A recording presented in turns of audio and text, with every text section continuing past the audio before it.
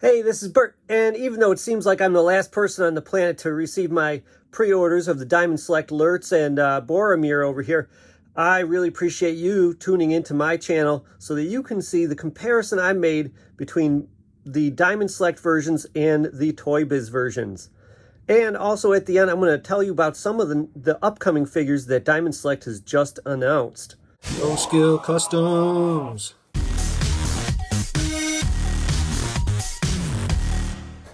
You can see a little better all the stuff that comes with each of them. You get a bow and 3 arrows with Lurtz and a shield and a little pouch for his arrows and a sword and an alternate head. And then with Boromir here, we get alternate hands. Yes, they made gloved hands for when he's in the snow. That's perfect. And he's got the Horn of Gondor, his sword, and a dagger, and of course his shield. All right, so here's Lurtz. He's got a good range of movement here, even though you can't really see that shoulder joint, but it moves pretty well.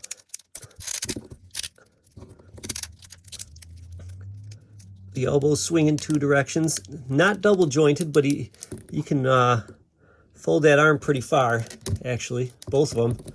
Okay, so that's pretty nice.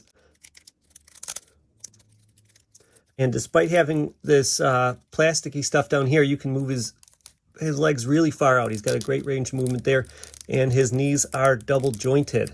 He's got fake dirt applied on his skirting. It looks pretty cool, and some dry brushing to give a little bit of texture. At least you can see it on the back, on the fabric pieces. Maybe not so much on the armor. But there's a bunch of different color going on, like a matte black and a dark gray, and then a shiny metallic color for all the different types of things that have gone into his armor. These right here, these hanging flaps are really cool. They actually are literally a separate piece of plastic rather than just a flat molded thing on there. And now he can't move his head up like at all, okay? But you can turn it fairly far, okay, from side to side, despite having the very solid hair back there. Let's see if I can get him into his bow pose. Actually, I wonder if I should try the other face. Head actually comes off pretty well. Let's see if the other one goes back on.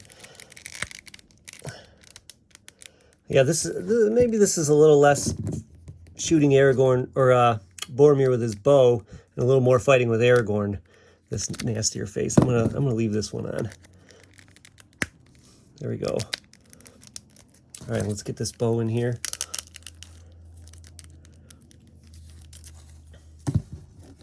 That's not easy. Approximately 10 hours later. Okay, so I got his bow on finally. And it's not even on there great. Let's see here.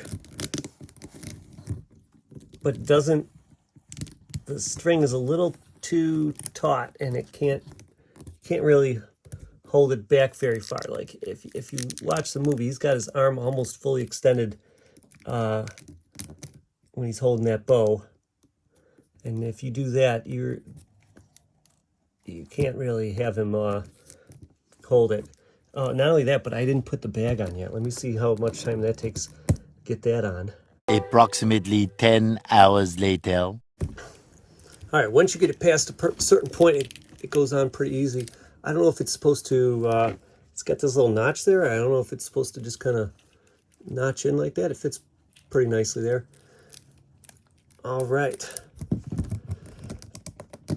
Now, I think since we have him in this pose, this is a good time to compare him to the Toy Biz one, because the Toy Biz one already loses out because it is a very pre-posed toy. It's from early on in the line.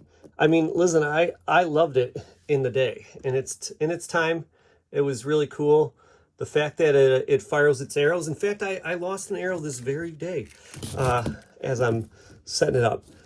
But yeah, so I do like that the string is a little looser, and you can actually do that pose pretty well. All right, not counting their Ariana Grande ponytails there, Each of them is about 7 inches tall. I actually do like that all these Uruk-Hai that they've been making match pretty well with the ToyBiz line, because that's all I'm using Diamond Select for. I'm not going to make exclusively Diamond Select scenes. I'm just going to integrate them with my ToyBiz stuff. So if you look at it, I mean, there's a lot of similarities. They did, they went a little more brown with the paint on the ToyBiz one, and they have different things overlapping.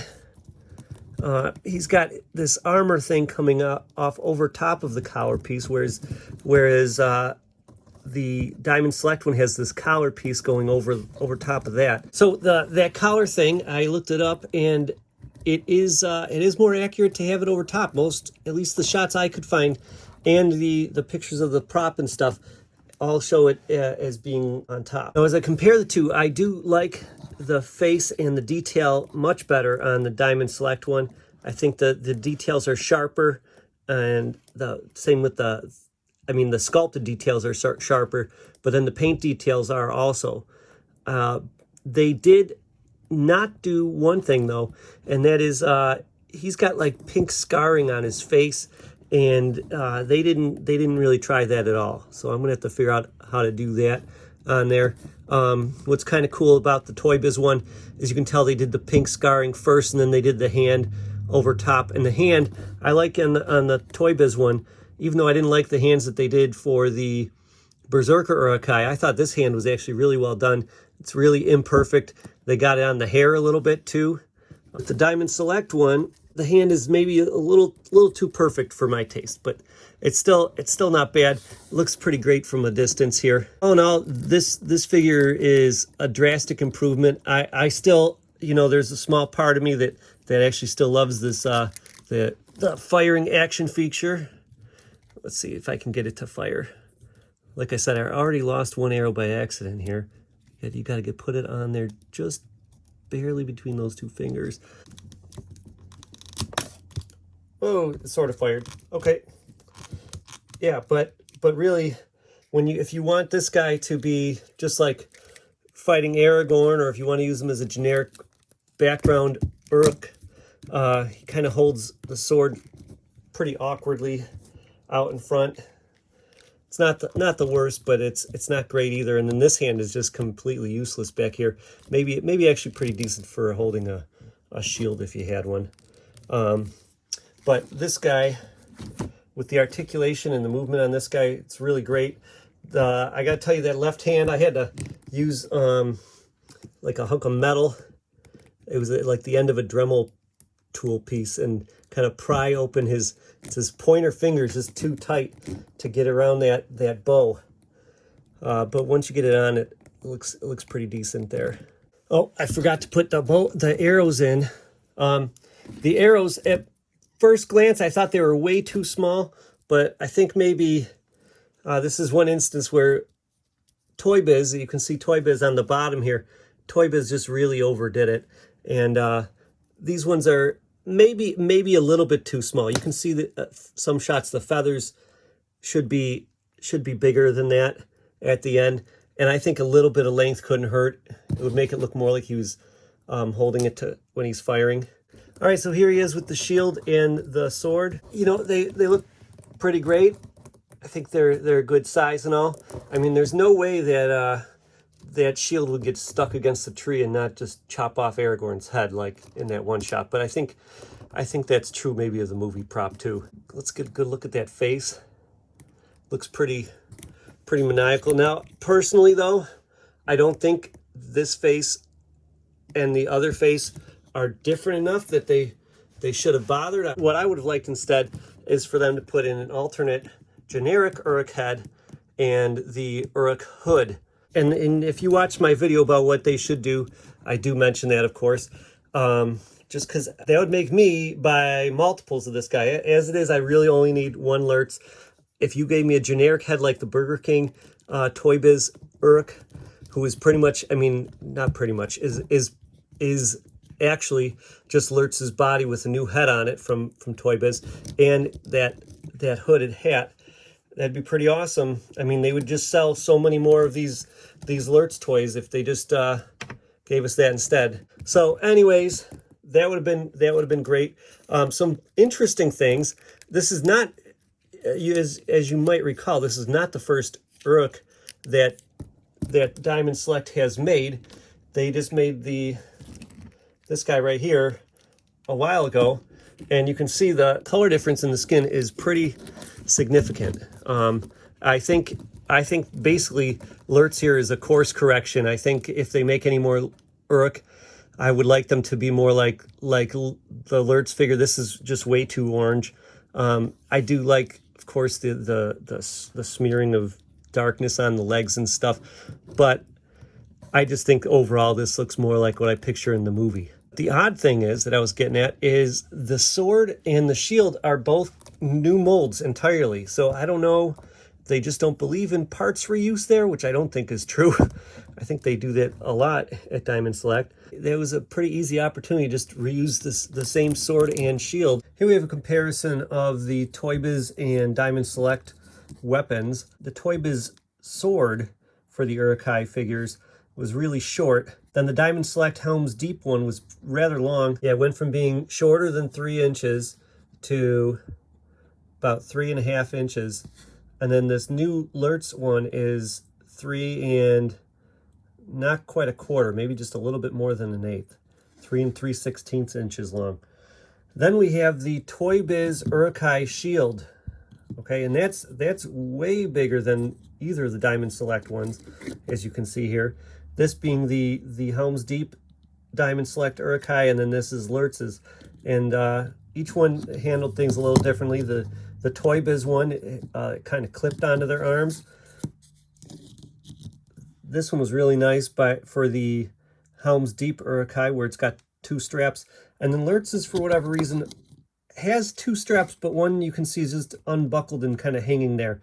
Maybe it's so that he can more easily throw it off his arms and, you know, nearly impale Aragorn with it. So all in all, I'm very impressed with this Lurtz figure. I like it a lot. It's got, you know, I wish there was a little bit of that pink scarring on the face. I wish it was easier to get this this quiver on around his waist, but it wasn't that bad. I thought for sure, after struggling trying to get it over all these flaps, that's really the problem, is it's got all these torn flaps and stuff to get it over. Getting it over his legs alone would have been totally fine. So I thought to myself that maybe, just like the Sauron figure that was a Build-A-Figure, maybe I'm pretty sure this is true about Sauron, that he comes apart at the mid-waist section where he's got this, you know, the bending articulation. And I gotta say, I struggled trying to open that up, because I thought that would be great. You could just pop these 2 pieces apart and then just drop this thing right on. And let me tell you, don't try that. I think all I did was manage to just make his little section looser than it should be. So other than that, and the fact that it's very difficult to get the bow in his hand, I actually love this figure. He's pretty awesome. So let's take a look at Boromir, who I gotta tell you, just based on what people have been saying online, I know he's got a few problems already.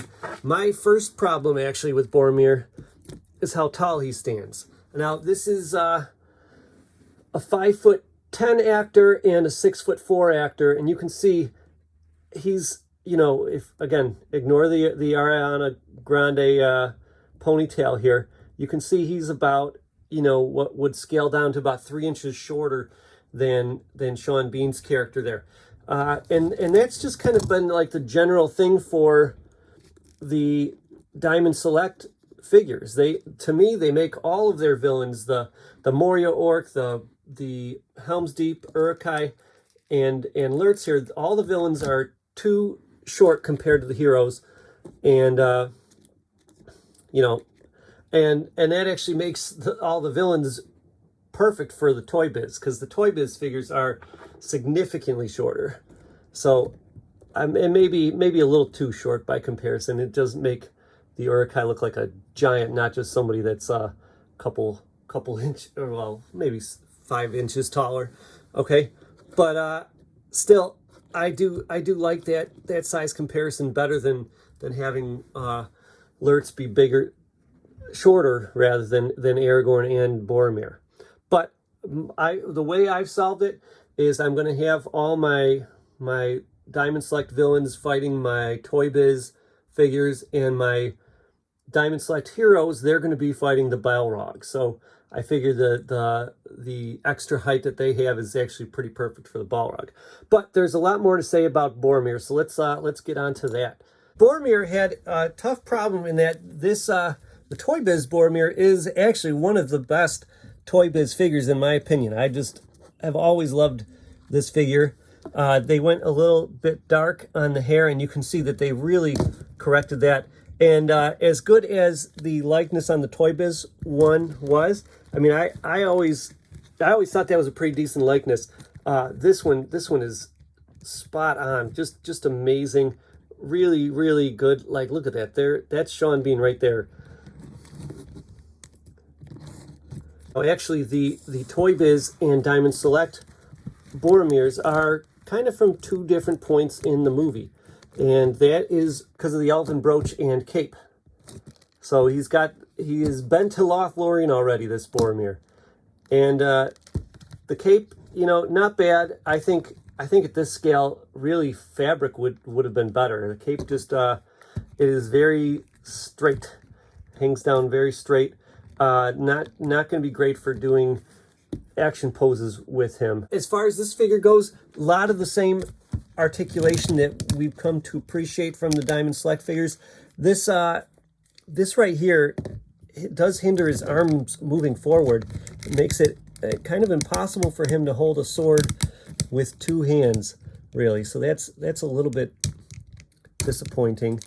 This is so solid that you can't really move it. I also kind of feel like this, you know, part of his robe, I don't know what you want to call that thing, is too stiff also, and it kind of hinders his leg movement. Whereas the Toy Biz one, that was some really flexible, rubbery plastic there. Maybe you should be nervous, because I mean, if it's anything like the rubber that they used on the cave troll, it'll be rotting before you know it. Probably shouldn't even be handling it with bare hands.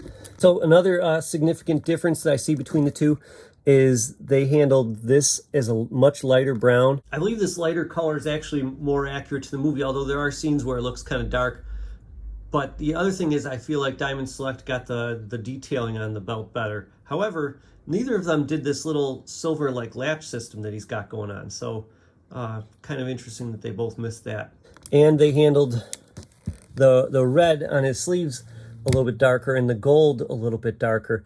And I kind of like the nice contrast you get on the Toy Biz one, personally. So, I mean, I wouldn't say the Diamond Select one's bad, but I do ultimately like the look of that Toy Biz one a little bit better. Gauntlet detail's pretty nice, and I think to me, they got the colors a little bit better. They've got like a brownish on the outside and a reddish on the inside part of the gauntlet, and I think that, to me, is truer to what I see in the movie.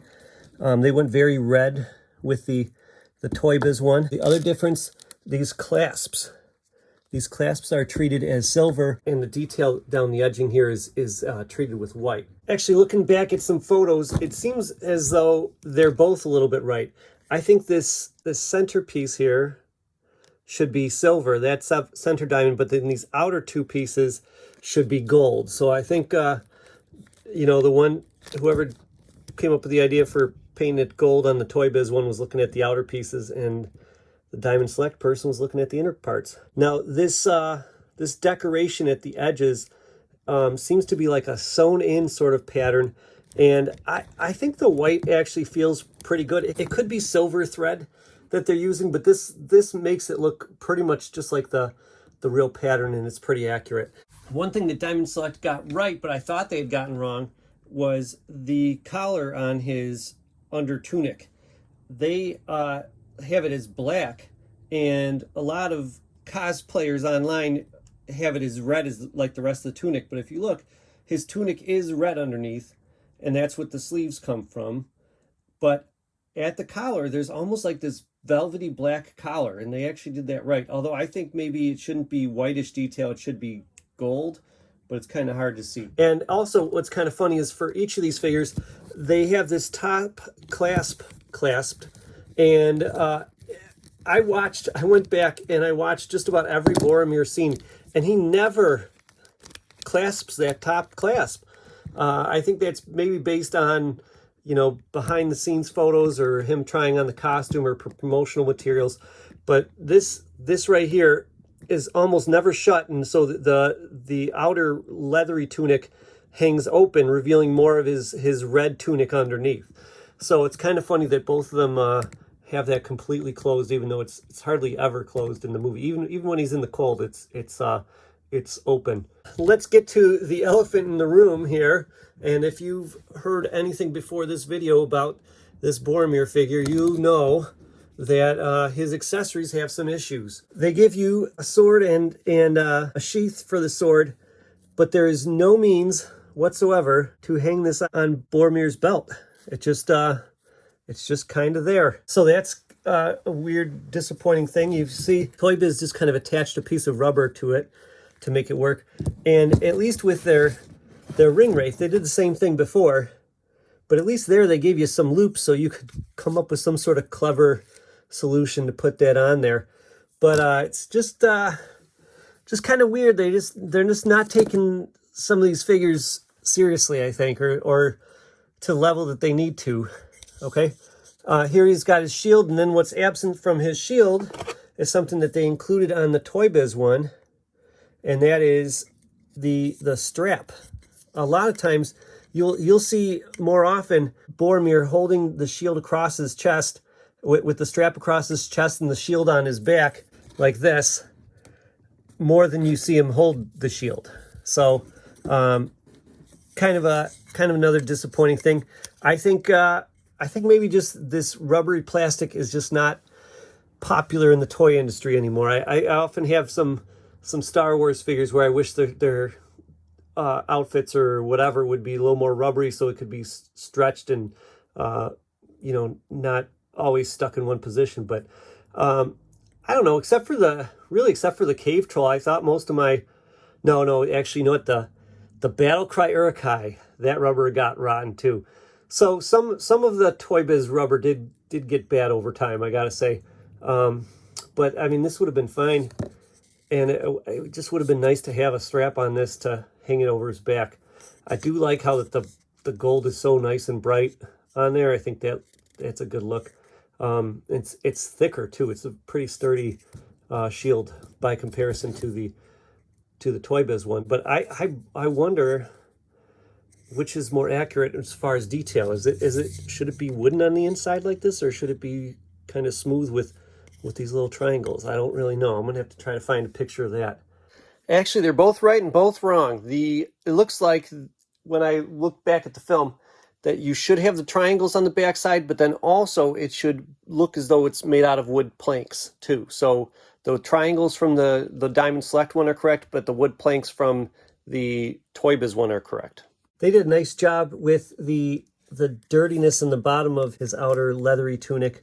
Really looks like real dirt and real splatters of it all over. So, and then you can see it also on his shoes too. So a lot of great stuff with the paint apps on this figure. Another weird thing is they give you a sheath for his knife, but it literally doesn't even have an opening at all whatsoever for the knife to fit in. It's not even open. It's just a solid piece of plastic. So that's kind of a oddity also. And there's no way of attaching. Well, I guess you can maybe stick it on there like that. Okay, I guess there is a way of attaching it. Okay, but yeah, that's not going to stay very well. But there it is if you want it. Let's sum up oh, actually, you know what? I never put on his black hands. That is a cool feature that they did, because there are quite a few scenes actually you don't even notice when he's got the black gloves on. In fact, the scene when he is killed, he's wearing the black gloves. So having the alternate gloves, I thought, was a really smart decision. anyways, here we have Boromir. Now, like I said, mine is going to be in the Mines of Moria, facing, or maybe not facing, running away from the Balrog. So that's how I'm going to use my Diamond Select heroes. So I don't really need this Lothlorien cape.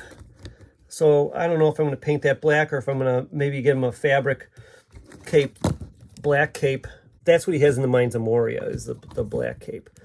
But ultimately, as far as the figure goes, his movability is a little bit limited, but the look is just so great. I think a lot of people are going to forgive them of his inability to hold the sword with two arms. I mean, a lot of these guys just swing around a sword with one arm anyways. And I think his inability to move his legs out too far, running away in the Mines of Moria, it might be less than convincing. He's going to look like he's just taking a leisurely stroll through the Mines of Moria. But that likeness does make up for a lot, and I don't know. Maybe I'll trim this down so he can move his arms a little bit more towards the front of his body. I don't think some of the other things I mentioned, like the gold Tourette, I don't think I would change that. I mean, I would have liked for it to have been more like the Toy Biz one, but I don't think I'm going to bother customizing that myself. Let's bring Lurtz back out here. We'll sum this whole thing up. Oh, and I promised I would talk about the upcoming figures too. Lurtz, absolutely love. Can't wait to put him on display with my Toy Biz figures. Boromir has some disappointing aspects to him, but he does have some really good features, especially that likeness is just amazing. So I would say Lurtz is actually, in my opinion, one of the best Diamond Select figures that they've made thus far. Actually, this is a really top-notch toy, and I hope they just use it real quickly and make some more Army Builder Uruk-Hai. I would love to buy a 3-pack from them of just different Uruk-Hai with this body. I really feel like they're not taking advantage of the army builderness of Lord of the Rings. Although maybe it's just me. I look at the prices of these figures, and here's like Aragorn and Legolas and Gimli going for $40 or more, and then this guy, which is an amazing army builder, even though he's a little too orange, still you can get him on Amazon for $20, shipped to your house the next day. It makes me, every time I look, I'm like, maybe I should buy another one. I think I have 6 of this guy already. So I've spent some cash on him when it gets to $20. So it's so hard to say no. All right, so who are they making next? Well, they've already announced Samwise Gamgee and Saruman. I've got those on pre-order. Hopefully they don't take absolutely forever like my Lurtz and Boromir did. And maybe I'll get these before some people. That'd be nice. And then after that, they've just recently announced a Merry and Pippin 2-pack, which is great. I love the idea of getting 2 figures for one, let me tell you. And then the Gandalf the White figure. So they're getting into 2 towers now with their figures. Probably still be like 7 more years before we get any Return of the King figures, because they've taken so very long. I don't know like how they can call a wave of figures just 2 figures, but whatever. I just wish they just cranked these out way faster. Although, you know, when you look at issues like the Boromir, his sword and his sheath for the sword, you're like, oh, well, maybe they ought to take their time and get some of this stuff right, because even at 2 figures a year, they're messing some stuff up. But I don't know. I just want way more figures than they're making, and it's disappointing. So that's it. Like and subscribe, and when I get my Saruman and Samwise Gamgee, we'll do another review and comparison of them too. Have a good one. This has been Bert.